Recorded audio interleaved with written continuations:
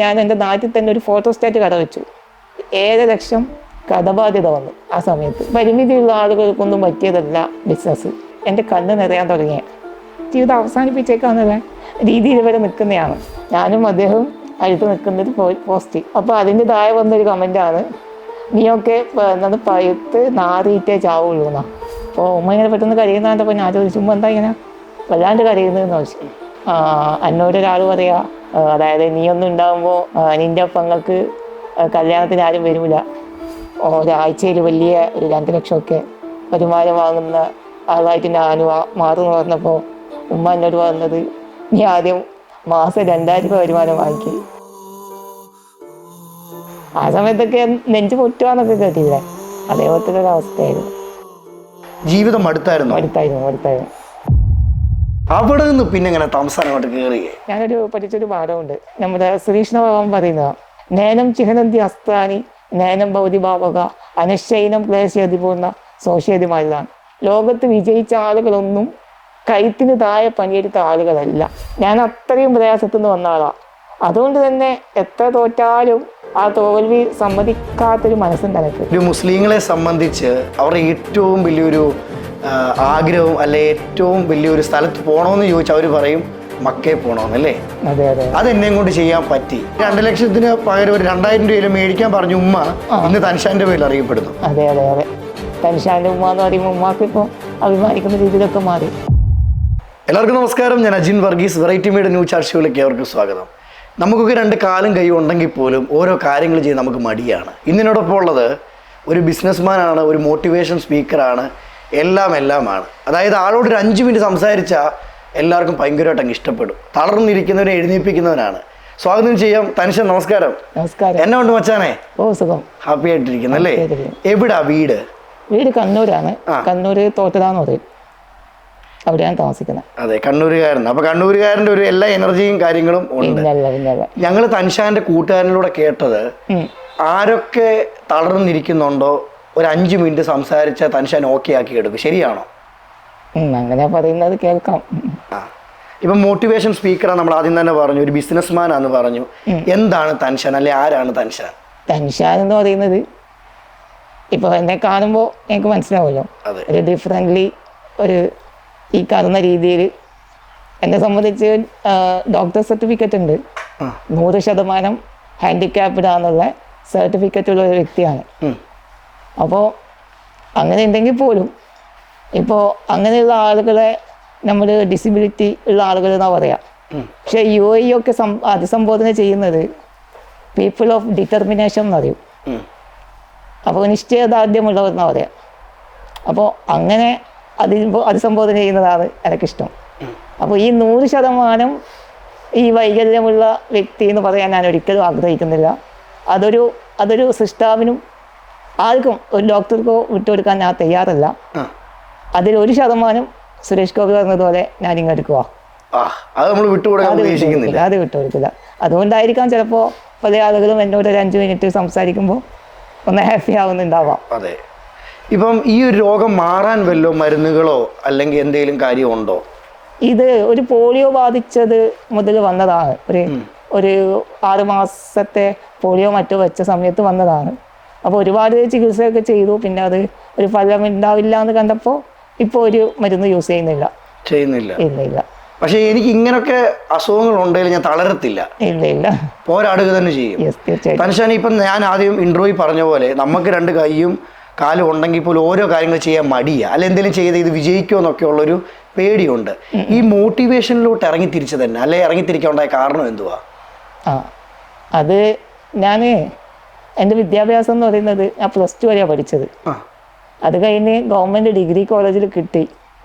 അപ്പോൾ അടുത്തുള്ള കോളേജിൽ തന്നെയാണ് കിട്ടിയത്. പക്ഷേ എൻ്റെ ഉമ്മ എന്നെ 4ാം ക്ലാസ് വരെ എടുത്തു കൊണ്ടുപോയിട്ടൊക്കെയായിരുന്നു വിദ്യാഭ്യാസം. അപ്പോൾ അത് കഴിഞ്ഞതിന് ശേഷം പിന്നെ എൻ്റെ ഫ്രണ്ട്സ്, എൻ്റെ അനുജനും എൻ്റെ കൂടെയാണ് പഠിച്ചത്. കാരണം എനിക്കൊരു സഹായം എന്നുള്ള രീതിയിൽ അവൻ്റെ ഒരു ഏജിന് കണക്കായിട്ടാണ് ഞാനും ഇറങ്ങിയത്. രണ്ടാളും ഒന്നിച്ചൊരു ഹെൽപ്പാവുമല്ലോ എന്നുള്ള രീതിയിൽ. അപ്പം അങ്ങനെ സ്റ്റാർട്ട് ചെയ്ത് നമ്മൾ വിദ്യാഭ്യാസം രണ്ടാളും ഒന്നിച്ച് സ്റ്റാർട്ട് ചെയ്ത് മുന്നോട്ട് പോയി. പിന്നീട് എൻ്റെ ഫ്രണ്ട്സ്, ഫാമിലി, ടീച്ചേഴ്സ് എല്ലാവരും സഹായത്തോട് കൂടിയിട്ട് ഞാൻ +2 വരെ പഠിച്ചു. അപ്പം തന്നെ എനിക്ക് മനസ്സിലായി എന്നെക്കൊണ്ട് പല ആളുകളും ഇങ്ങനെ ബുദ്ധിമുട്ടുന്നുണ്ട്. അപ്പോൾ ഇനിയും ആളുകളെ ബുദ്ധിമുട്ടിക്കണ്ടെന്നുള്ള രീതിയിൽ ഞാൻ അവിടെ വെച്ചിട്ട് പഠനം നിർത്തി. അതിനുശേഷം ഞാൻ എൻ്റെ വീട്ടിൽ തന്നെ ഇരുന്ന് മീഡിയ, ഇൻ്റർനെറ്റ് മാർക്കറ്റിംഗ്, അതേപോലെ മെഡിക്കൽ ട്രാൻസ്ക്രിപ്ഷൻ, ഇങ്ങനെ വായിക്കൊള്ളാത്ത 1-2 പേരൊക്കെ എടുത്ത് പഠിക്കാൻ തുടങ്ങി. മറ്റൊന്നും കൊണ്ടല്ല, എൻ്റെ ഉമ്മാക്ക് ഞാൻ എന്തൊക്കെയോ ആവുന്നതൊരു വിശ്വാസത്തോടു കൂടി എന്നെ 4ാം ക്ലാസ് വരെ എടുത്തുകൊണ്ട് പോയത് വലിയ കുന്നൊക്കെ കയറിയിട്ടാണ്. അപ്പം അതിനൊരു എന്തെങ്കിലും കൊടുക്കണ്ടേ, ആ ഒരു കർമ്മം കാണിക്കണം എന്നുള്ളൊരു ഒരാഗ്രഹമുണ്ട് മനസ്സിൽ. പക്ഷെ അങ്ങനെ ഞാൻ എൻ്റെ വീട്ടിൽ തന്നെ ഉമ്മാനെ കാണിക്കാൻ വേണ്ടി പഠിച്ചു എന്ന് തന്നെ പറയാം. എനിക്ക് വലിയ ഞാൻ ഈ സ്കൂളിലൊക്കെ പഠിക്കുന്ന സമയത്ത് എനിക്ക് ഇങ്ങനെ ഇരിക്കുന്ന സമയത്ത് വീൽ ചെയറിലൊക്കെ ഇരിക്കുന്ന സമയത്ത് നല്ല വേദനയൊക്കെ ഉണ്ടാവും. അപ്പം അതുകൊണ്ട് തന്നെ ശ്രദ്ധിക്കാനൊന്നും പറ്റത്തില്ല ക്ലാസ്സുകളിൽ. അപ്പം അതുകൊണ്ട് തന്നെ എനിക്കറിയാം ഞാൻ ഈ പഠിച്ചിട്ട് എവിടെയും എത്താൻ പോകുന്നില്ല എന്നുള്ളൊരു എൻ്റെ മനസ്സിൽ അങ്ങനെ കയറി കൂടി. അത് കറക്റ്റാ, എല്ലായിടത്തും എത്തണമെന്നൊന്നുമില്ല. അപ്പൊ ഞാൻ എന്ത് ചെയ്തു, അതാ പറഞ്ഞത് ഉമ്മാനെ കാണിക്കാൻ വേണ്ടി പഠിച്ചതാണ്. അപ്പോൾ വീട്ടിൽ തന്നെ പഠിക്കാൻ തുടങ്ങി. പിന്നെ അവിടെ സംഭവിച്ചതെന്ന് പറഞ്ഞു കഴിഞ്ഞാൽ, വീട്ടിൽ തന്നെ ഇരുന്ന് പഠിക്കുന്ന സമയത്ത് എൻ്റെ വീട്ടിൽ ആരെങ്കിലും ഗസ്റ്റൊക്കെ വരുമ്പോൾ ഞാൻ മൊത്തം കൈയും കാലൊക്കെ വിയർക്കുക. ഒരാൾ എൻ്റെ വീട്ടിൽ നിന്ന് ഗേറ്റിൻ്റെ പുറത്ത് വരുമ്പോൾ എനിക്ക് മനസ്സിലാവും എൻ്റെ വീട്ടിൽ ആരോ വന്നിട്ടുണ്ട്. അപ്പോൾ എനിക്ക് ആളുകളെ ഫേസ് ചെയ്യാൻ വല്ലാത്തൊരു ബുദ്ധിമുട്ട്, ഒരു പേടി. കാരണം നമ്മളെ ഈ സമൂഹത്തിൽ കാണാം. ഇപ്പോൾ ഞാനൊക്കെ പഠിക്കുന്ന സമയത്ത് ഇപ്പം എൻ്റെ സ്കൂളിലായാലും ക്ലാസ്സിലുള്ള മറ്റുള്ള കുട്ടികളൊക്കെ ഇങ്ങനെ എത്തി നോക്കുന്നതാണ്. കാരണം അവർ പത്തിലല്ല, അവർ ഇതുപോലെ ഇങ്ങനെ കുട്ടികളെ കണ്ടിട്ടില്ല ആ സമയത്ത്. അപ്പം മറ്റുള്ള കുട്ടികളും ഒക്കെ എന്നെ എന്തോ ഒരു കൗതുക വസ്തു പോലെ ഇങ്ങനെ നോക്കി നിർത്തുന്നത് ഞാൻ കണ്ടിട്ടുണ്ട് പല സമയത്തും. അപ്പോൾ വീട്ടിൽ നിന്ന് ഗസ്റ്റ് വന്നാലും അവരുടെ ചില ചോദ്യങ്ങൾ ഇതൊക്കെ കേൾക്കുമ്പോൾ തന്നെ നമുക്ക് സഹതാപം വേണ്ട. അപ്പൊ അത് ആദ്യമേ ഞാൻ കാണുന്നുണ്ട് സമൂഹത്തിലുടനീളം. സ്കൂളിലൊക്കെ തനിച്ചാൻ പോകുന്ന സമയത്ത് കളിയാക്കലുകളൊക്കെ നേരിട്ടിട്ടുണ്ടോ? പറ്റുമോ? സ്കൂളിൽ നിന്ന് കുട്ടികളല്ലേ, അപ്പോൾ അങ്ങനെ ഒരു കളിയാക്കലില്ല. എൻ്റെ അങ്ങനെ ഒരു കളിയാക്കലൊന്നുമില്ല. പക്ഷെ അവർക്കൊരു സഹതാപം ഉണ്ടായിരുന്നു. എല്ലാവർക്കും സഹതാപത്തിൻ്റെ ആ ഒരു 100% ഉണ്ടായിട്ടുണ്ട്. അപ്പോൾ അങ്ങനെയാണ് ഞാൻ വീട്ടിൽ തന്നെ ഇരുന്ന് പഠിക്കാൻ തുടങ്ങിയതും. പിന്നീട് എനിക്ക് മനസ്സിലായി ഞാൻ പുറത്തിറങ്ങണം എന്നുള്ളത്. അപ്പോൾ പുറത്തിറങ്ങി ഞാൻ എൻ്റെ നാട്ടിൽ തന്നെ ഒരു ഫോട്ടോസ്റ്റാറ്റ് കട വെച്ചു. സ്വന്തമായിട്ടൊരു കട തുടങ്ങുക. ഇതൊന്നും അറിയാതെ, ഒരു ബിസിനസ് പറയില്ല, ഒന്നും അറിയില്ല. അങ്ങനെ തുടങ്ങി. സംഭവിച്ചതെന്ന് വെച്ചാൽ അവിടെ കച്ചവടമില്ല, ചെറിയ ഗ്രാമമാണല്ലോ. പിന്നെ അവിടെ കുറച്ച് പച്ചക്കറി, ഫ്രൂട്ട്സ്, ഫോട്ടോസ്റ്റാറ്റ് മെഷീന്, കുട്ടികൾ കളിക്കുന്ന ഗെയിം, ഫ്ലാഷ് സ്റ്റേഷനൊക്കെ കയറ്റി. സംഭവിച്ചത് ഇത്രയേ ഉള്ളൂ, പൊറോട്ടയും ബീഫും കറി വരെ ആക്കിയിട്ടുണ്ടായിരുന്നു ആ കടയിൽ. 2 സ്റ്റാഫും ഉണ്ടായിട്ടുണ്ട്. അങ്ങനെ അവർ റെൻറ്റും അവരെ സാലറി എല്ലാം കൂടി എങ്ങനെ മൊത്തത്തിൽ എനിക്ക് സംഭവിച്ചത് 7 ലക്ഷം കടബാധ്യത വന്നു. ആ സമയത്ത് കട പൊട്ടി പൂട്ടാനിരിക്കുവാണ്. ഇനി എന്ത് ചെയ്യും, ഇടിവറ്റവനെ പാമ്പ് കടിച്ചു എന്നൊക്കെ പറയും. ഫസ്റ്റ് തുടങ്ങിയ സംരംഭം തന്നെ അങ്ങ് പൊട്ടുക. അതുകൂടാതെ 7 ലക്ഷം രൂപ കടവും ബാധ്യതയും വന്നു. അത് ആ സമയത്ത് എനിക്ക് ജീവിതമൊന്നും ഇല്ല എന്നൊക്കെ ആ സമയത്ത് നമ്മുടെ അതിനു മുമ്പ് എൻ്റെ എനിക്ക് ഇങ്ങനെയൊക്കെ ചെയ്യാൻ തോന്നിയ നിമിഷങ്ങളുണ്ടായിരുന്നു.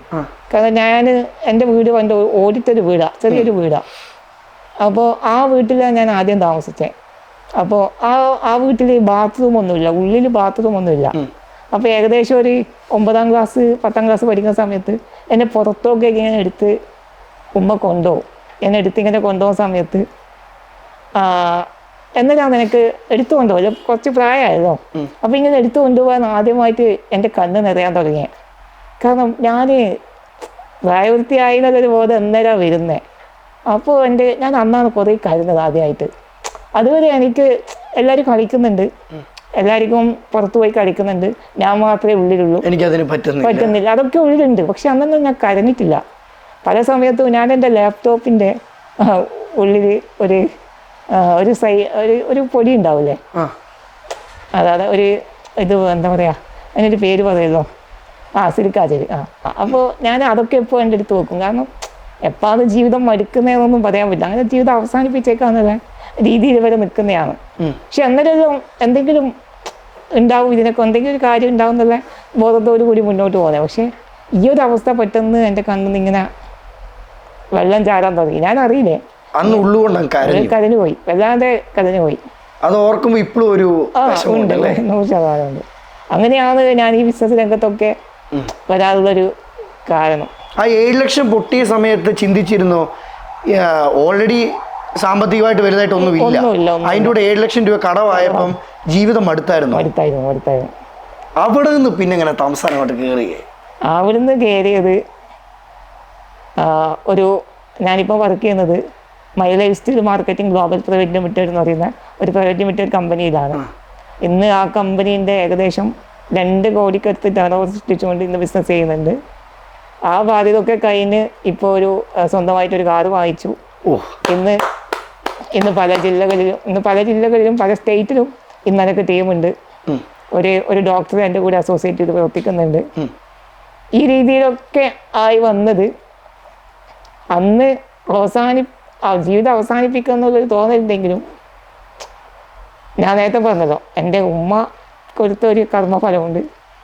അതിനൊരു ഫലം കണ്ടെത്തിയിട്ട് എനിക്ക് മുന്നോട്ട് പോകാൻ എന്നുള്ളൊരു റീസൺ. പിന്നെ നമ്മളൊക്കെ മനുഷ്യനാണ്. ഞാനൊരു പഠിച്ചൊരു പാഠമുണ്ട്, അതായത് നമ്മുടെ ശ്രീകൃഷ്ണ ഭഗവാൻ പറയുന്നതാണ്, അതായത് നേനം ചിഹ്നന്തി അസ്ത്രാനി നേനം ഭൗതി ഭാവക അനശൈനം ക്ലേശയതി പോകുന്ന സോഷ്യതിമാരിലാണ്. അതായത് മനുഷ്യൻ എന്ന് പറയുന്നത് പിന്നെ അഗ്നി കൊണ്ട് കരിക്കാനാവില്ല, വെള്ളം കൊണ്ട് നനയ്ക്കാനുമാവില്ല, കാറ്റ് കൊണ്ട് അനയ്ക്കാനുമാവില്ല എന്നാണ്. മനുഷ്യൻ എന്ന് പറയുന്നത് അനശ്വരനായ ഒരു ആത്മാവാണ്. അപ്പം എൻ്റെ അപ്പം നമുക്ക് എടുത്തു നോക്കിയാൽ മനസ്സിലാവും, ലോകത്ത് വിജയിച്ച ആളുകളൊന്നും കഴുത്തിന് താഴെ പണിയെടുത്ത ആളുകളല്ല. കോടീശ്വരന്മാർ മൊത്തം എല്ലാവരും കഴുത്തിന് മുകളിൽ പണിയെടുത്തവരാണ്. അപ്പം അങ്ങനെയൊക്കെ ചിന്തിച്ച് നോക്കുമ്പോൾ നമുക്ക് പറ്റാതായിട്ടൊന്നുമില്ല. എവറസ്റ്റ് വരെ കീഴടക്കിയത് മനുഷ്യരാണ്. അപ്പോൾ അതൊക്കെ എൻ്റെ മനസ്സിൻ്റെ ഉള്ളിൽ ആ ഒരു ബോധ്യത കൊണ്ട് തന്നെ പ്രവർത്തിക്കാൻ തുടങ്ങി. പക്ഷെ ആ സമയത്തും കുത്തുവാക്കുകൾ ഉണ്ടായിട്ടുണ്ട്. എന്തൊക്കെ കാര്യങ്ങൾ അന്ന് ആൾക്കാർ കളിയാക്കിയിട്ടുള്ളേ? എന്നോട് പിന്നെ പറഞ്ഞിട്ടുണ്ട്, പരിമിതിയുള്ള ആളുകൾക്കൊന്നും പറ്റിയതല്ല ബിസിനസ്. അതേപോലെ എന്താ പറയുക, നിന്നെ കൊണ്ടൊക്കെ പറ്റുമോ, അതൊന്നും പറ്റില്ല എന്ന് പറയുന്ന ആളുകളുണ്ട്.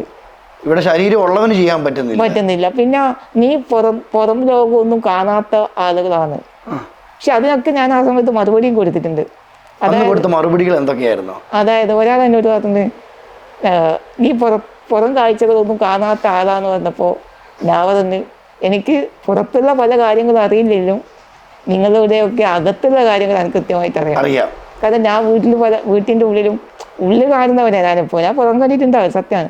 ഇപ്പാണ് ഞാൻ പല സ്ഥലത്തും ഞാൻ ഇന്ന് 10,000 ആളുകൾക്ക് വരെ ഒരു വേദിയിൽ സംസാരിക്കാൻ പറ്റിയത്. നമ്മുടെ രഞ്ജിനി ഹരിദാസൊക്കെ ആയിരുന്നു MC. അപ്പോൾ ആ രീതിയിലൊക്കെ മാറ്റങ്ങൾ ഉണ്ടായിട്ടുണ്ട്. പക്ഷെ ആ സമയത്ത് അവർ പറയുന്നത് കറക്റ്റാണ്, ഞാൻ പുറം ലോകം കണ്ടിട്ടില്ല, അറിയത്തില്ല. പക്ഷെ ഞാൻ അറിയാം. ആ ഒരു മറുപടി പറഞ്ഞപ്പോൾ പെട്ടെന്ന് അവരൊന്ന് അവിടെ ഇല്ലാണ്ടായിട്ടുണ്ട്. പിന്നെ അതേപോലെ തന്നെ പരിമിതിയില്ലാത്ത ഈ ലോകത്ത് എല്ലാ വസ്തുവിനും പരിമിതിയുണ്ട്, അല്ലേ? ഫ്ലൈറ്റിന് വരെ പരിമിതിയുണ്ട്. ഏതെങ്കിലും ഒരു ഫ്ലൈറ്റ് ഒറ്റയടിക്ക് പറന്ന് പോകുന്നുണ്ടാ? മെല്ലെ പതുക്കെ. അത് ഒരിക്കലും ഒരു ഫ്ലൈറ്റ് ലാൻഡ് ചെയ്യുന്നില്ല, പതുക്കെ ലാൻഡ് ചെയ്യുള്ളൂ. അപ്പോൾ പരിമിതി ഇല്ലാത്ത വസ്തു ലോകത്തൊന്നുമില്ല, പരിമിതി എല്ലാത്തിനുമുണ്ട്. പരിമിതി ഇല്ലാത്ത എനിക്ക് തോന്നുന്നു ഈ ലോകത്ത് അങ്ങനെ ഒരാളുണ്ടെങ്കിൽ സൃഷ്ടാവായിരിക്കാം, അതിനപ്പുറത്ത് വേറെ ഒന്നുമില്ല. എല്ലാവർക്കും പരിമിതിയുണ്ട്. ഇപ്പം കൂടുള്ള സുഹൃത്തുക്കൾ പറഞ്ഞു നിന്നെ കൊണ്ട് എന്തിനേലും പറ്റുമോ, അല്ലെ പുറം ലോകം കാണാത്ത നിനക്ക് എന്തെങ്കിലും ചെയ്യാൻ പറ്റുമോ എന്ന്. പക്ഷെ ഒരു മുസ്ലിങ്ങളെ സംബന്ധിച്ച് അവരുടെ ഏറ്റവും വലിയൊരു ആഗ്രഹം, അല്ലെ ഏറ്റവും വലിയൊരു സ്ഥലത്ത് പോകണമെന്ന് ചോദിച്ചാൽ അവർ പറയും മക്കയിൽ പോകണമെന്നല്ലേ. അതെന്നെ കൊണ്ട് ചെയ്യാൻ പറ്റി, എന്തെങ്കിലും സന്തോഷമുണ്ടോ? തീർച്ചയായിട്ടും. അപ്പം ഞാൻ ഒരു വീഡിയോ കാണിക്കാം. ആ വീഡിയോയിൽ അവിടെ കണ്ട് അനുഭവിച്ച ഒരു സന്തോഷം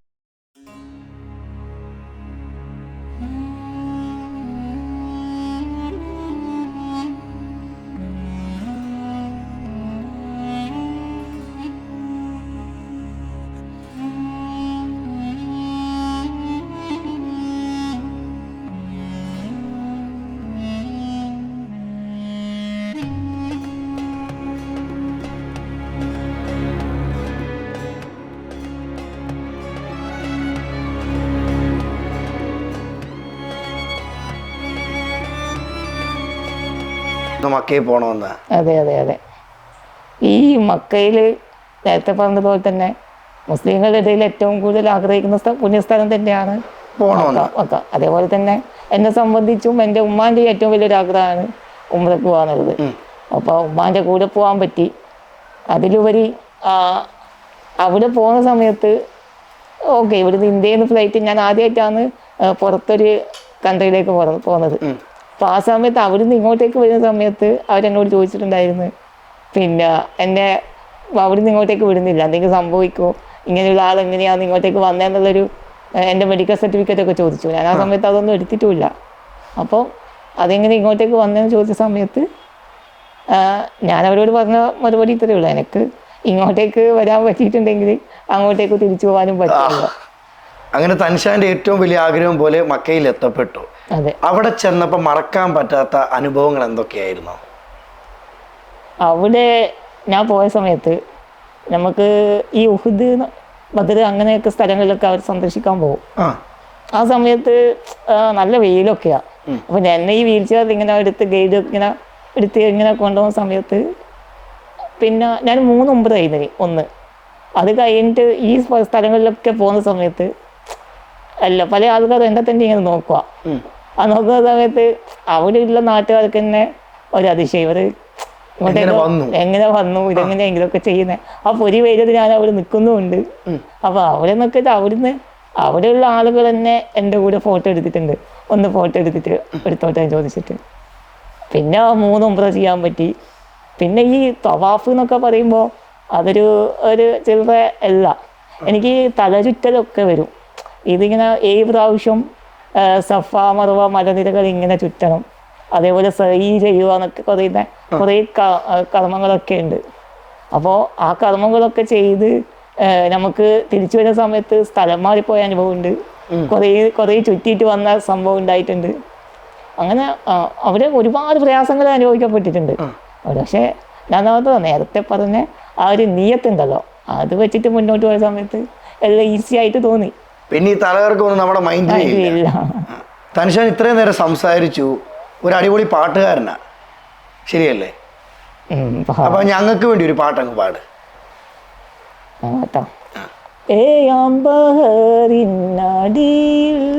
ഒളിച്ചാലും നിന്നെ ഞാൻ തേടിയെത്തും ഭൂമീനെ,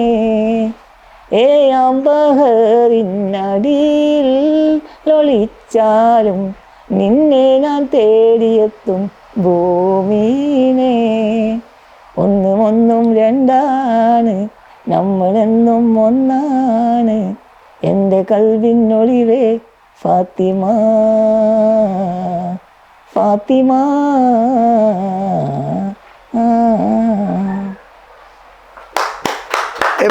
ഫാത്തിമ പഴയ പാട്ടുകളൊക്കെ ഭയങ്കര ഇഷ്ടം, ഇടയ്ക്കൊക്കെ പാടും. ഇടയ്ക്ക് ഞാൻ ആദ്യം ഇപ്പം ബിസിനസ്സിലൊക്കെ ഇറങ്ങിയ സമയത്ത് പാട്ടൊന്നും പാടാറില്ല. പാട്ട് ഇഷ്ടമാണ്, കേൾക്കും. തൻഷാന് ഇവിടം വരെ എത്താൻ കാരണം ചില സൗഹൃദങ്ങളാണ് കേട്ടിട്ടുണ്ട്. ഏറ്റവും കൂടുതൽ ഇൻസ്റ്റാഗ്രാമിൽ തൻഷാന്റെ റീല് ഹിറ്റായതൊരു കൂട്ടുകാരൻ ഒരു ട്രിപ്പിന് കൊണ്ടുപോവുക. ഞാൻ ആ വീഡിയോ കാണിച്ചതിന് ശേഷം ആ ട്രിപ്പിൽ എത്തപ്പെട്ടത് എങ്ങനെയാണ്, അല്ലെ എങ്ങനെയുണ്ടായ ട്രിപ്പിന്റെ അനുഭവം പങ്കുവെക്കാവോ?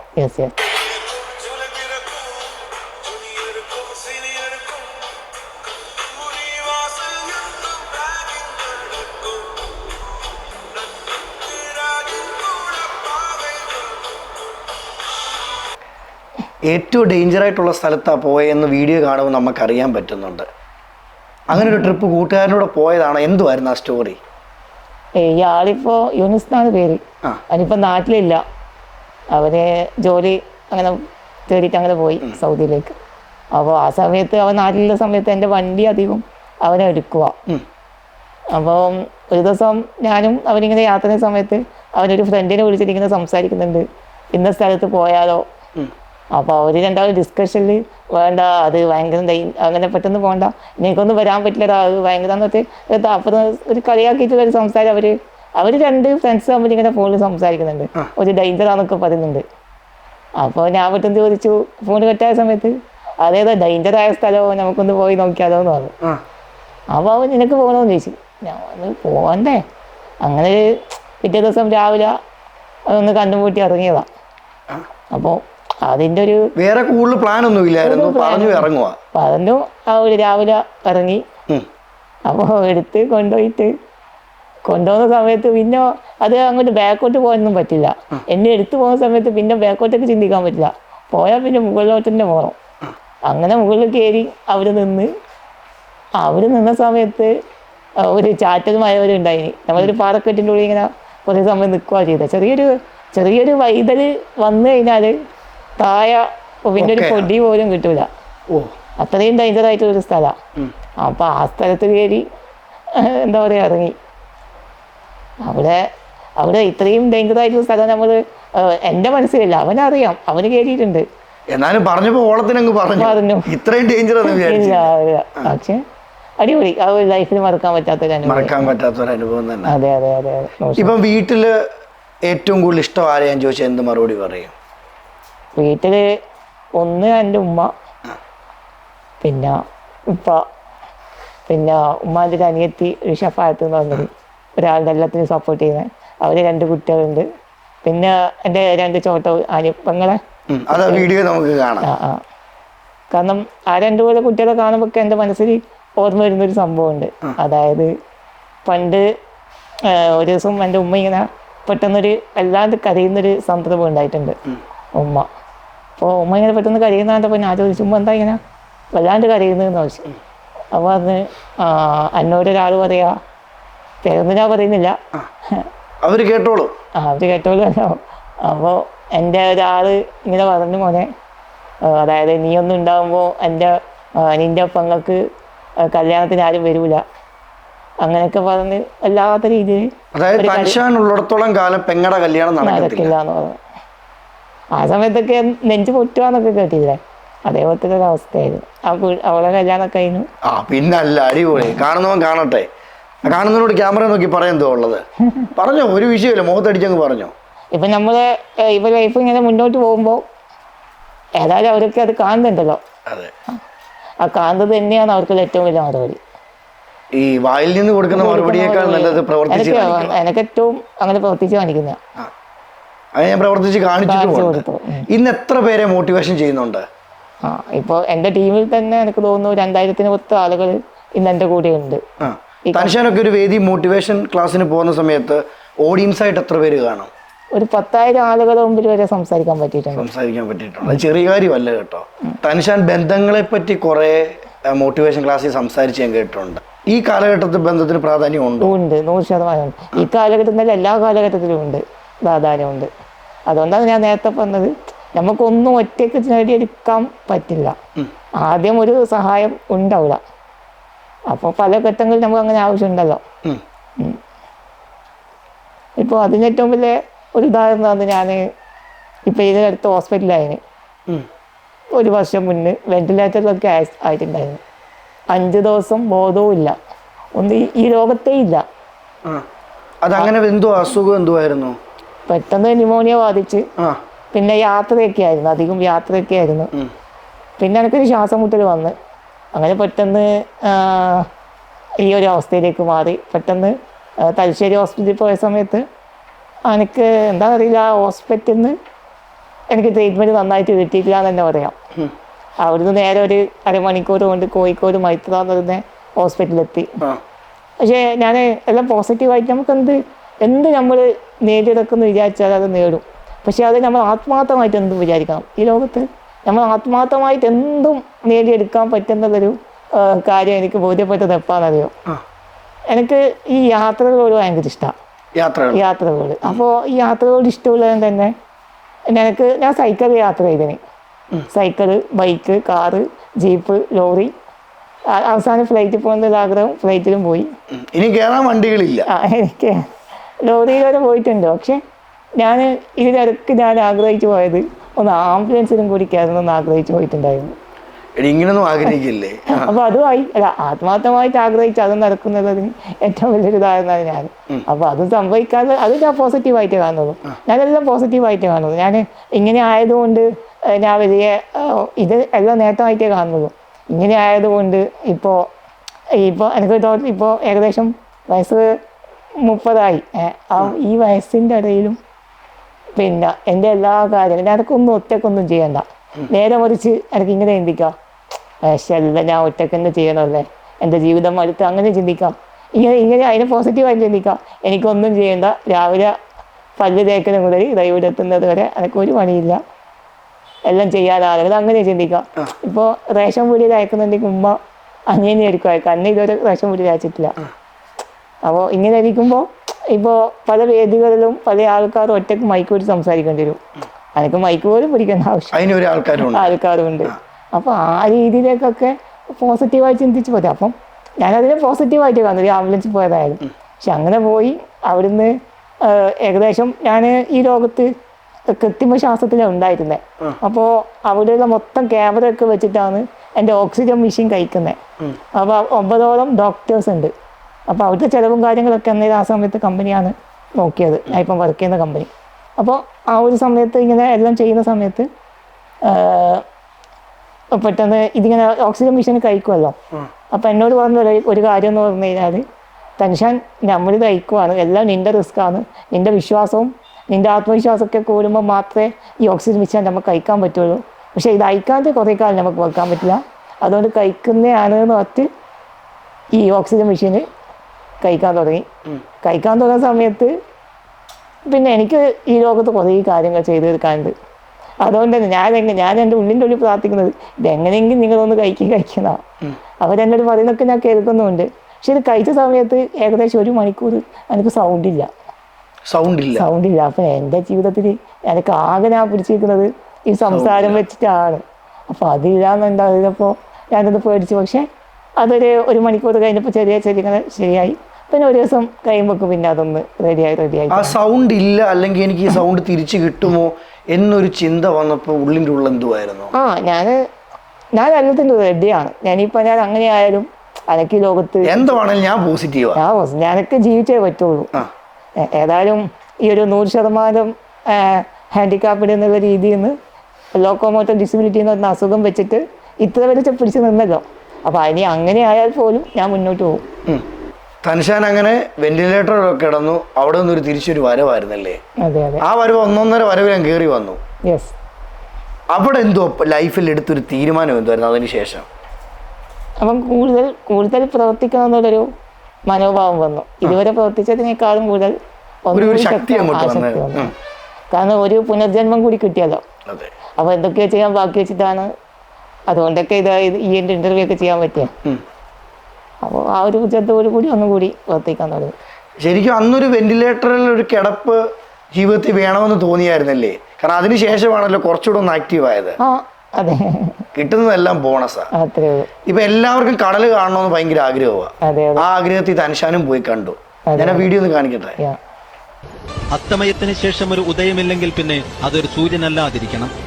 കുരിശേറ്റത്തിന് ശേഷം ഒരു ഉയർത്തെഴുന്നേൽപ്പില്ലെങ്കിൽ പിന്നെ അയാൾ ഒരു മിശിഹായല്ലാതിരിക്കണം.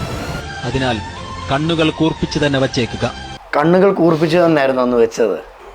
അതെ, ഞാന് പിന്നെ ആദ്യമൊക്കെ ഈ കടലിൽ പോയിട്ട് ഒന്നും വെളിയിൽ ഇറങ്ങാൻ പറ്റില്ല. 4 ചുമരുകൾക്കുള്ളിൽ മാത്രമേ ഉള്ളൊരു ലൈഫിന്ന് കടൽ കാണുന്ന ആഗ്രഹിക്കുമ്പോഴേക്ക് എടുത്തു കൊണ്ടുപോകാൻ ആള്, അതിനുള്ള ഫെസിലിറ്റീസ് ഒക്കെ അവിടെ എത്തി. അപ്പോൾ ഞാൻ എൻ്റെ കൂടെ വന്ന വൈശാഖിനോട് പറഞ്ഞൊരു കാര്യമുണ്ട്, എന്നെ വീൽ ചെയർ അങ്ങനെ ഒന്നും ഉണ്ടെന്നത്. ഉന്തി വിടണം ഒരു വട്ട്. അപ്പോൾ അത് വെച്ച് അങ്ങനെ ഉന്തി. അതിനുശേഷം അങ്ങ് തറ്റക്ക് പോയിട്ട് കുറച്ച് സമയം നിന്ന്. അപ്പോൾ ഒരു ഫ്രീഡം ഉണ്ടല്ലോ, മനസ്സിന് കിട്ടുന്നൊരു ഫ്രീഡം ഉണ്ടല്ലോ, ഒരു ശാന്തതയും തിരമാലയുടെ സൗണ്ടും. അന്ന് ചിന്തിച്ച കാര്യങ്ങൾ എന്തൊക്കെയായിരുന്നു? അന്ന് കഴിഞ്ഞു പോയ കാര്യങ്ങൾ ഇപ്പം എത്തി നിൽക്കുന്ന നിമിഷം, ഇനി എത്താൻ പോകുന്ന കാര്യങ്ങൾ നമ്മളോട് ഷെയർ ചെയ്തേ. ഇനി എത്തേണ്ട കുറച്ച് കാര്യങ്ങൾ എന്ന് പറഞ്ഞത്, ഇപ്പോൾ ഞാൻ ഏറ്റവും കൂടുതൽ അറിയപ്പെടുന്ന ഒരു മോട്ടിവേഷൻ സ്പീക്കർ എന്നുള്ള രീതിയിലാണ്. അപ്പോൾ അതിനെ കുറച്ചും കൂടി ഞാനെന്ന വ്യക്തി കുറച്ചും കൂടി മാറാനുണ്ട്. ഇപ്പോൾ കുറേ പഠിക്കാനുണ്ട്. അതേപോലെ ഒരു ട്രെയിനിങ് അക്കാദമി തുടങ്ങണമെന്നുള്ള ആഗ്രഹമുണ്ട്. പിന്നെ പല സ്ഥലങ്ങളിൽ പോകണമെന്നുള്ള ആഗ്രഹമുണ്ട്. പിന്നെ എന്നെ പോലെയുള്ള 4 ചുമരുകൾക്കുള്ളിൽ ഒതുങ്ങിപ്പോയ കുറേ ആളുകളുണ്ട്. അവരെയൊക്കെ എൻ്റെ ഈ ജീവിതം കൊണ്ടും പിന്നെ എനിക്ക് ചെയ്യാൻ പറ്റുന്ന കാര്യങ്ങൾ കൊണ്ടും മാതൃകയായിട്ടും അവർ മുന്നോട്ട് കൊണ്ടുപോകാൻ പറ്റണം. പക്ഷെ തൻഷാനെ പോലെ എല്ലാവരും മുന്നോട്ട് വരണമെന്നുണ്ടോ? ഇനിയിപ്പം ആരും സപ്പോർട്ട് ഇല്ലാത്തവർ ഈ വീഡിയോ കാണുന്നുണ്ടെങ്കിൽ തൻഷാൻ അവരോട് പറയാനുള്ള മറുപടികൾ എന്തൊക്കെയാ?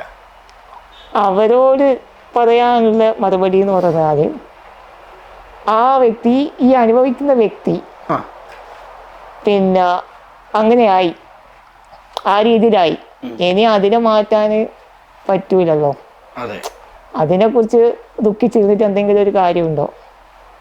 ഒരു കാര്യമില്ല. അപ്പോൾ നമുക്ക് എന്ത് ചെയ്യാൻ പറ്റുന്നുള്ള കാര്യത്തെക്കുറിച്ച് ആലോചിച്ചിട്ടേ കാര്യമുള്ളൂ. വന്നതിനെ കുറിച്ചിട്ട് ഒരു കാര്യവും ആലോചിച്ചിട്ടില്ല, കിട്ടാനില്ല. അപ്പോൾ ഇനി എന്ത് ചെയ്യാൻ പറ്റുന്നു എന്നുള്ള കാര്യം ആലോചിച്ച്, എന്തൊക്കെ ചെയ്യാൻ പറ്റുന്നുള്ളത് ആലോചിച്ച്, നമുക്ക് കിട്ടിയ ഈ ഒരു കാര്യത്തെ അനുഗ്രഹമായിട്ട് മാത്രം കാണുക. അങ്ങനെ കണ്ട് മുന്നോട്ട് പോകുന്ന സമയത്ത് തന്നെ അവർക്കുള്ള വഴികൾ അവരെ വിശാലമായിട്ട് തുറന്ന് വരും. അത് 100% ഉറപ്പാണ്. അത് ഞാൻ മാത്രമല്ല,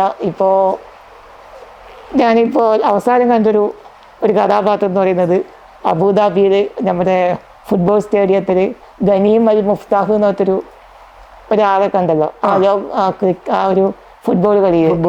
അപ്പോൾ അവിടെ വന്നത് ഒരു ഹാൻഡിക്യാപ്ഡായിട്ടുള്ള ഒരാളാണ്. അപ്പോൾ അദ്ദേഹത്തിന് ആ ഒരു വലിയ കോടാനുകോടി ആളുകൾ ശ്രദ്ധിക്കുന്ന പ്രോഗ്രാമിലേക്ക് വരാൻ പറ്റിയിട്ടുണ്ടെങ്കിൽ അദ്ദേഹവും ഒരു മനസ്സിലൊരു കരുതലെടുത്തിട്ടുണ്ട്. അദ്ദേഹം കുറേ പ്രവർത്തിച്ചിട്ടുണ്ട്. അപ്പോൾ അതേപോലെ പറ്റുന്നുള്ള തെളിവ് ഇപ്പോൾ ഒരുപാട് ആളുകൾ മുന്നോട്ട് വരുന്നുണ്ട്. അതേപോലെ അവർക്കും പറ്റും, 100% പറ്റും. ഈ കാര്യങ്ങളൊക്കെ ചെയ്യുന്ന സമയത്ത് ഇനി ഒരുപാട് നേട്ടങ്ങളിലേക്ക് എനിക്ക് യാത്ര ചെയ്യണം, പക്ഷേ ആളുകൾ ചില കാര്യങ്ങൾ എന്നെ സപ്പോർട്ട് ചെയ്യുന്നില്ല, അങ്ങനെ കാര്യത്തിൽ വിഷമമുണ്ടോ? ഒന്നാമത് ഞാൻ പറഞ്ഞല്ലോ, നമ്മൾ ആഗ്രഹിക്കുന്ന കാര്യങ്ങൾ നല്ലതായ കാര്യങ്ങളാണെങ്കിൽ അതിനെ ഒത്തുപിടിക്കാൻ കുറച്ച് ആൾക്കാർ ഈ ഭൂമിയിലുണ്ട്, അതുറപ്പാണ്. അത് എല്ലാവരും ഇപ്പോൾ നമ്മൾ എന്തെങ്കിലും ഒരു പോസ്റ്റ് ഇട്ട് കഴിഞ്ഞാൽ, ഇപ്പം ഞാൻ മുന്നേ എൻ്റെ കമ്പനീൻ്റെ ഒരാളെപ്പറ്റി ഇങ്ങനെയുള്ളൊരു ഫോട്ടോ ഒരു ഫേസ്ബുക്കിൽ പങ്കുവെച്ചു. അപ്പോൾ അതിൻ്റെ താഴെ വന്നൊരു കമൻറ്റാണ്, നീയൊക്കെ പഴുത്ത് നാറിയിട്ടേ ചാവുള്ളൂ എന്നാ. അങ്ങനെ ചാവുള്ളൂ. അദ്ദേഹത്തിനോട് ഞാൻ മുൻ പരിചയവുമില്ല, ഞാനുമായിട്ടൊരു ബന്ധവുമില്ല. ഞാനിട്ടത് ആർക്കും ഒരു ഇമ്പാക്റ്റ് ഉണ്ടാക്കുന്ന ഒരു സാധനമല്ല, ആരെയും അതിപ്പോൾ തെളിയിക്കാൻ പോകുന്നില്ല. ഒരു പോസ്റ്റ്, ഞാനും അദ്ദേഹം അടുത്ത് നിൽക്കുന്നത് പോസ്റ്റ്. അപ്പോൾ അതിൻ്റെതായ കമൻറ്റ് ചെയ്ത ആളുകളുണ്ട്. അങ്ങനെ കമൻറ്റ് ചെയ്യുന്ന ആളുകളോട് എന്തോ പറയാനുള്ളത്? നിങ്ങൾ അത് അവരെന്താണോ അവരാണ് അത് കാണിക്കുന്നത്, കാണിക്കും. അപ്പോൾ നമ്മളതൊന്നും നോക്കിയിട്ട് കാര്യമില്ല, നമ്മളെന്താണോ ഒന്നുകൂടെ കാണിക്കുക. അല്ല, അവർക്ക് മറുപടി നോക്കി കൊടുക്കാൻ നിന്നാലും ഞാനതിന് വിഷമിച്ചാലും അതിനെ കൊല്ലുന്നത് മൊത്തം അനക്കെ ആയിരിക്കും.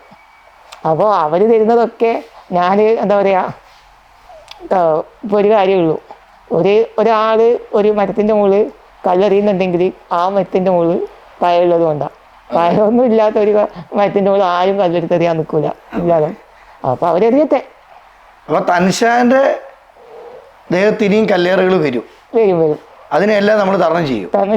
അത് ഉറപ്പാണ്. തൻഷാനെ, എന്തൊക്കെ കഴിവുകൾ നിലവിലുണ്ട്? പാട്ടുകാരനാണ്, മോട്ടിവേഷൻ സ്പീക്കറാണ്, ബിസിനസ്മാനാണ്, ഇത് കൂടാതെ ഇനി എന്തൊക്കെയുണ്ട്? ഇത് കൂടാതെ അത്യാവശ്യം വായിക്കും. വായന എത്രമാത്രം ജീവിതത്തിൽ ഉയർച്ചയെ സപ്പോർട്ട് ചെയ്തിട്ടുണ്ട്? പിന്നെ ഞാൻ ആദ്യം, ഇപ്പം ഈ സോഷ്യൽ മീഡിയ ഒക്കെ വന്നത് മുതൽ കുറച്ച് കുറവാണെങ്കിലും ആദ്യത്തെ ഒരു കാലയളവിൽ ചെറിയ തുണ്ടുകടലാസ് കിട്ടിയാൽ പോലും അത് വായിക്കാതെ ഉണ്ടായിരുന്നു. ഇപ്പം കുറേ കുറഞ്ഞു. ഇപ്പം തൻഷാൻ പറഞ്ഞു, എന്നെ അമ്മ തോളത്തെടുത്ത് സ്കൂളിൽ കൊണ്ടുപോയിട്ടുണ്ട്, എന്നെ ഓർത്ത് അമ്മ കരഞ്ഞിട്ടുണ്ട്. ആ ഉമ്മ ഇന്ന് സന്തോഷിക്കുന്നുണ്ടോ? അല്ലെങ്കിൽ ഈ ഒരു വളർച്ചയിൽ ഉമ്മ പറഞ്ഞ മറുപടി എന്തുവാ? ഒരു ദിവസം ഞാനിങ്ങനെ ഉമ്മ ചോറ് വായിത്തരുമല്ലോ, ചോറ് വായിത്തരുന്ന സമയത്ത് പിന്നെ ഞാൻ ഉമ്മയോട് പറഞ്ഞ്, ഉമ്മ ഞാൻ വലിയ നേട്ടങ്ങൾ ഉണ്ടാക്കും, ഒരാഴ്ചയിൽ വലിയ ഒരു 2 ലക്ഷമൊക്കെ വരുമാനം വാങ്ങുന്ന ആളായിട്ട് ഞാൻ മാറുമെന്ന് പറഞ്ഞപ്പോൾ ഉമ്മ എന്നോട് പറഞ്ഞത്, നീ ആദ്യം മാസം 2000 രൂപ വരുമാനം വാങ്ങിക്കും, എന്നിട്ട് നമുക്ക് 2 ലക്ഷത്തിൻ്റെ കാര്യമൊക്കെ ഓർക്കാവുന്ന. അപ്പോൾ ആ ഉമ്മാനെ തന്നെ ഞാൻ ബാങ്കിൽ കൊണ്ടുപോയിട്ട് ഒരു ദിവസം അക്കൗണ്ടിൽ നിന്ന് 1 ലക്ഷം രൂപ വരെ എടുത്തിട്ടുണ്ട്. അപ്പോൾ അതാണ് ചെറിയ കാര്യമല്ല. അപ്പോൾ ആ രീതിയിൽ ഞാൻ നോക്കുമ്പോൾ ഉമ്മ ഇന്ന് ഹാപ്പി തന്നെയാണ്. കാരണം ഉമ്മ തന്നെ പറഞ്ഞിട്ടുണ്ട്, ഞാൻ കാരണം പല സ്ഥലങ്ങളും കണ്ടിരുന്നു. അങ്ങനെ ഇവിടൊക്കെയാ പോയിട്ടുള്ള ഉമ്മ? തൻഷാൻ കാരണം. അങ്ങനെ ഉമ്മ ഗോവയിൽ വന്നിട്ടുണ്ട്. എല്ലാം അടിച്ചു പൊളിച്ചു. എല്ലാം അടിച്ചു പോയത്. ഉമ്മ ഒരുപാട് സ്ഥലങ്ങളിൽ ഇപ്പം കണ്ടു വന്ന്. ഉമ്മ പല വേദികളിൽ ഉമ്മാനെ റെക്കഗ്നേഷൻ ചെയ്യാൻ തുടങ്ങി. തൻഷാന്റെ ഉമ്മ എന്ന് പറയുമ്പോൾ ഉമ്മാക്ക് ഇപ്പോൾ അഭിമാനിക്കുന്ന രീതിയിലൊക്കെ മാറി. അന്ന് ഉമ്മ കരഞ്ഞിട്ടുണ്ടെങ്കിൽ, അല്ലെങ്കിൽ ഈ 2 ലക്ഷത്തിന് പകരം ഒരു 2000 രൂപയിൽ മേടിക്കാൻ പറഞ്ഞു ഉമ്മ, ഇന്ന് തൻഷാന്റെ പേരിൽ അറിയപ്പെടുന്നു. അതെ അതെ അതെ. അത് ചെറിയ കാര്യമല്ല തൻഷാനെ. ഇനി മുന്നോട്ടുള്ള ജീവിതത്തിൽ ഒരുപാട് കാര്യങ്ങൾ നേടാനുണ്ട്. എന്നാലും നമ്മൾ ചോദിക്കുന്ന ചോദ്യത്തിൽ അങ്ങ് ചോദിക്കുക, ഇനി ഏറ്റവും വലിയൊരു ആഗ്രഹം എന്തുവാ? മക്കയിൽ പോയതുപോലെ എൻ്റെ കൂടെ നിൽക്കുന്ന ആളുകൾ എപ്പോഴും ഹാപ്പി ആയിട്ടിരിക്കുക. അതുപോലെ തന്നെ ഞാനക്ക് കുറേ യാത്ര ചെയ്യണമെന്നുണ്ട്. അങ്ങനെ യാത്ര ചെയ്യുക. പിന്നെ എന്നെ പോലുള്ള കുറേ ഇങ്ങനെയുള്ള ആളുകളുണ്ട്, കഴിയാത്ത ആളുകളുണ്ട്. അവർക്കൊക്കെ മാതൃകയാവുക, എന്നെക്കൊണ്ട് ചെയ്യാൻ പറ്റുന്നത് ചെയ്യുക. ഓരോ യാത്രകളും ഓരോ അനുഭവങ്ങളാണ്, ഓരോ പാഠങ്ങളാണ്. അതെ അതെ അതെ. അത് സത്യം തന്നെ. അതെ അതെ അതെ. തൻഷാനെ എല്ലാവരുടെയും ജീവിതത്തിൽ എല്ലാവരും ആഗ്രഹിക്കുന്നത് ഒരു രാത്രി മനസ്സമാധാനത്തോടെ ഉറങ്ങാൻ പറ്റുന്ന വലിയ കാര്യം അല്ലേ? അതെ അതെ. തൻഷാന് ജീവിതകാലം മുഴുവൻ അല്ലെങ്കിൽ ഓരോ ദിവസവും ഇങ്ങനെ പോസിറ്റീവായിട്ടിരിക്കാൻ എങ്ങനെ പറ്റുന്നു? ഏറ്റവും വലിയൊരു റീസൺ എന്ന് പറയുന്നത്, ഞാൻ അത്രയും പ്രയാസത്തിൽ നിന്ന് വന്ന ആളാണ്. ഏറ്റവും ഞാൻ തോറ്റ് അങ്ങനെ വന്ന ഒരാളാണ്. അതുകൊണ്ട് തന്നെ എത്ര തോറ്റാലും ആ തോൽവി സമ്മതിക്കാത്തൊരു മനസ്സുണ്ട് എനിക്ക്. എത്ര വലിയ വീഴ്ചയിൽ വീണാലും ഞാൻ ആ വീഴ്ചയൊക്കെ ഒരു ചവിട്ടുപടിയായിട്ട് ഞാൻ മുന്നോട്ട് കാണും. ഓരോ വീഴ്ചയും ഞാൻ ഒരു ചവിട്ടുപടിയായിട്ട് മുന്നോട്ട് കണ്ടിട്ട് മുന്നോട്ട് വരും. അതുകൊണ്ട് തന്നെ എന്നെ സംബന്ധിച്ച് ഈ ലോകത്ത് ഒരിക്കൽ ജനിച്ചാൽ ഒരിക്കൽ മരിക്കും. അതുകൊണ്ട് തന്നെ എല്ലാം സഹിക്കാനൊക്കെ തയ്യാറായിട്ട് തന്നെയാണ് ഈ ലോകത്ത് വന്നിട്ടുള്ളത്. ആ മനസ്സിന് അങ്ങനെ ഒരു കരുത്ത് വന്നു. അതായത് എനിക്കിനി തോറ്റു കൊടുക്കാൻ മനസ്സില്ല. ഇല്ല, ഞാൻ തോറ്റു കൊടുക്കത്തുമില്ല, ജീവിച്ചു കാണിച്ചു കൊടുക്കും. തൻഷാനെ, മച്ചാനെ ഇത്രയും നാളും ഞാൻ മച്ചാൻ പറഞ്ഞ പോലെ തോറ്റ് ഒരു വിജയത്തിലെത്തി. ഇത്രയൊക്കെ തൻഷാന് ചെയ്യാൻ പറ്റുമെങ്കിൽ ഇനി ഇതിനേക്കാൾ മികച്ച ചെയ്യാൻ ഇനിയും പറ്റും. അപ്പോൾ മുന്നോട്ടുള്ള ജീവിതത്തിലും എല്ലാവിധ പ്രാർത്ഥന അനുഗ്രഹങ്ങളും ഈ കാണുന്ന പ്രേക്ഷകരെല്ലാം ഇനി തൻഷാന്റെ കൂടെ. അപ്പോൾ ഒരിക്കൽ കൂടി എല്ലാവിധ ആശംസകളും നേർന്നുകൊണ്ട് താങ്ക് യു സോ മച്ച്.